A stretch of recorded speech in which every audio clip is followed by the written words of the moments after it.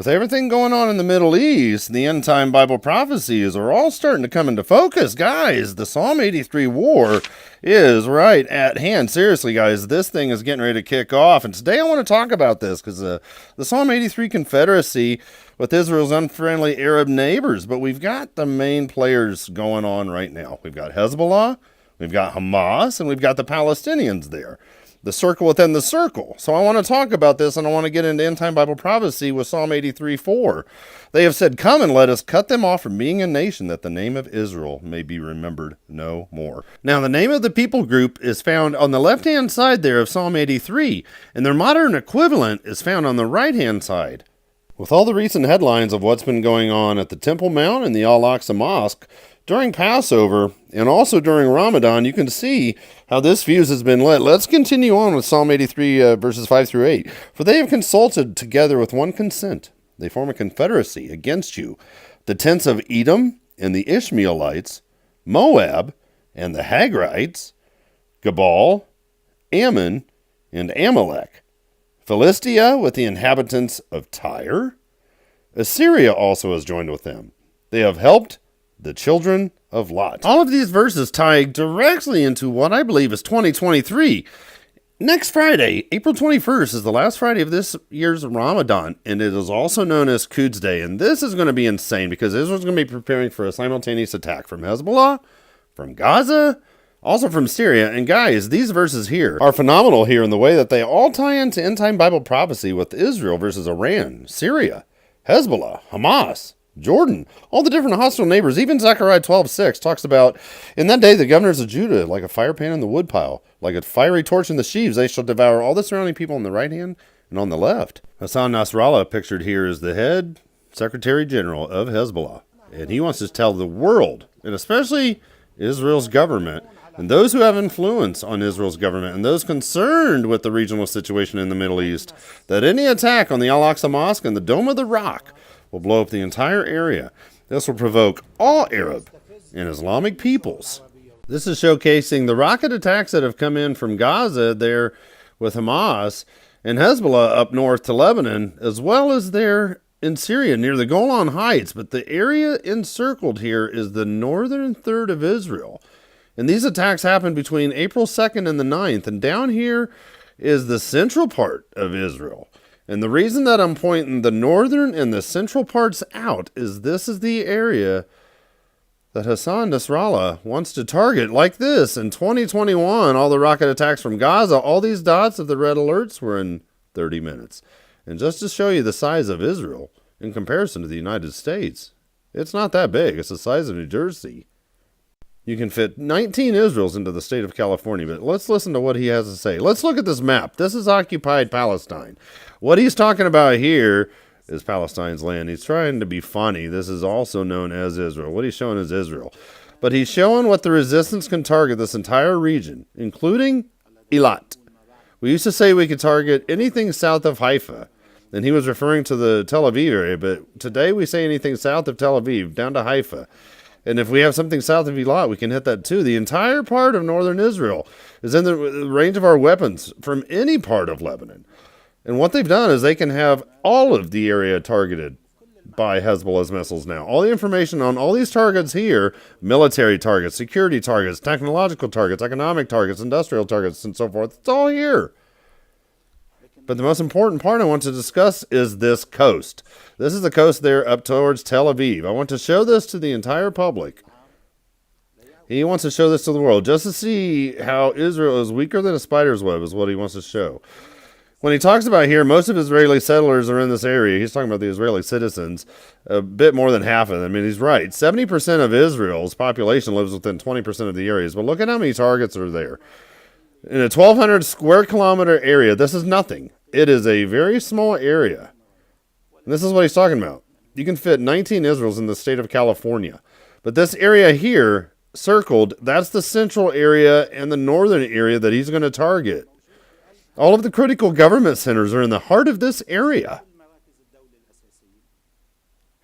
The government ministries, the war ministry, the military leadership, the general staff, Ben Gurion Airport, domestic airports, Air Force bases. military installations with unconventional weapons, petrochemical factories. He's talking about a nuclear factory down there in Dimona. It's all right there. The ports of Tel Aviv and Ashdod, military and civilian industrial centers. Major commercial centers, major economic centers. The stock market, central electric power stations, gas pumping stations. There's so much going on. The ammonia that they have there, all of the stuff that they have stored up, ready to go. The water purification stations, 90% of these are here. He's right. 80%, 90% of this desalination water is right there for Israel. Oil refineries, oil stockpiles is all right here. We would use some of the missiles for targeting the north. And the rest of them we would launch at this coast. Would the entity, talking about Israel, be able to withstand this? We're talking about the Stone Age. We will send who back to the Stone Age? Israel. He's talking about now Netanyahu lies to his nation, saying that he's striking Syria in order to prevent weapons from Iran to get into the hands of Hezbollah. And I say to them, they're not, they're already here, my brother. My brother, not my brother. You're my enemy. They're here in big quantities. They've been over here for some time, and he's right. And I'm going to show the map here in a second. The issue is over. Now, Netanyahu has one goal. He says he is striking Syria in order to get Iran to leave Syria. In any case, I say to the Israelis and to Netanyahu, do as you please, but Iran will not leave Syria. Because this is the will of President Assad, of the Syrian leadership, and of the Iranian leadership. Netanyahu is acting wisely when he tells his ministers not to respond. And he thinks that as a result, Israel will remain outside of the conflict. But who said Israel would not be involved in if a war against Iran broke out? Iran would be the first one to bomb Israel, of course. Iran can bomb Israel powerfully, violently, and swiftly. It has the means to do so. Israel must understand that it will never be left out of any war in the region, the Middle East. None of them. It doesn't matter who starts the war or how it starts. None of these details matter. Israel will not be left outside, even if Israel isn't the one who starts the war. Israel? If a war against Iran breaks out, so will a war in the entire region. This needs to be clear.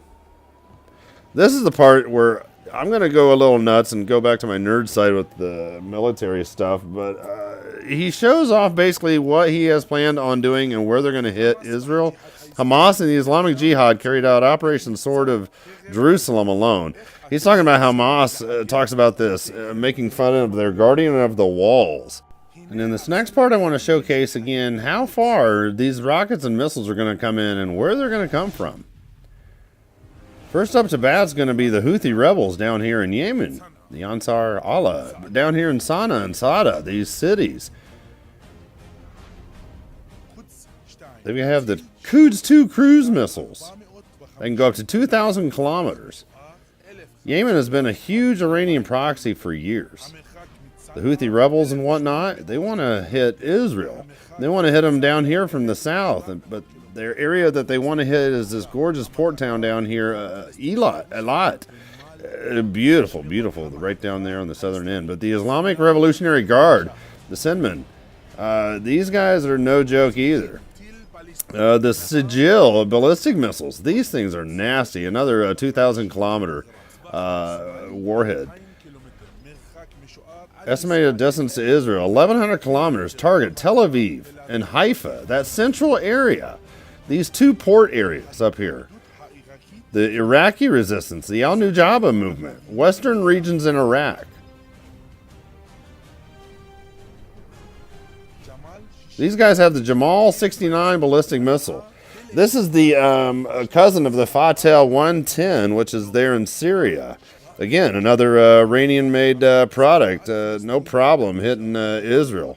Not a problem from Iraq. And the areas they're going to be hitting is the eastern occupied territories, from the Golan Heights all the way down to Galilee. The Syrian army, Homs and Quneitra, what they want to do up there in Syria. Syria is going to get into it very soon with the T-Stream ballistic missile. Those are nasty, nasty, nasty things. 400 to 550 kilometers, no problem. they'll be able to hit. Keep in mind, too, they've got all the nasty stuff with the Golan Heights they're going to hit with chemical weapons. Hezbollah in Lebanon, that's the nasty ones. From all over. And I'll show you the newest updates of not 150,000 missiles, but 210,000 missiles. These Fateh 110s, these are the solid fuels again, up to 550 kilometers. Oh, man, they've even got the Scud missiles. Remember that from the wars that have gone by? Target from Sheba Farms there, all the way down to Al-Quds, Jerusalem. Now we've got Hamas, Palestinians, and the Islamic Jihad. Oh, man, they've got these Yash 250s. These things are fast. Mach 4? Oh, are you kidding me? These things are nuts. These things are going to hit you out of nowhere. These things are nasty, too. The Qassam rockets striking Tel Aviv. They want to hit this entire area from Ashdod to Tel Aviv to Haifa. Wipe out the airports. Ashdod, Ashkelon, Beersheba, Dimona. Dimona has the huge nuclear plant down there.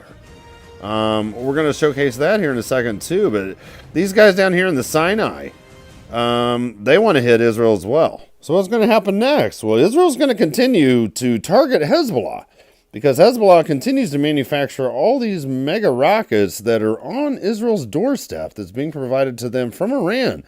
Their manufacturing is underneath businesses, underneath homes, underneath schools, underneath mosques, hospitals even.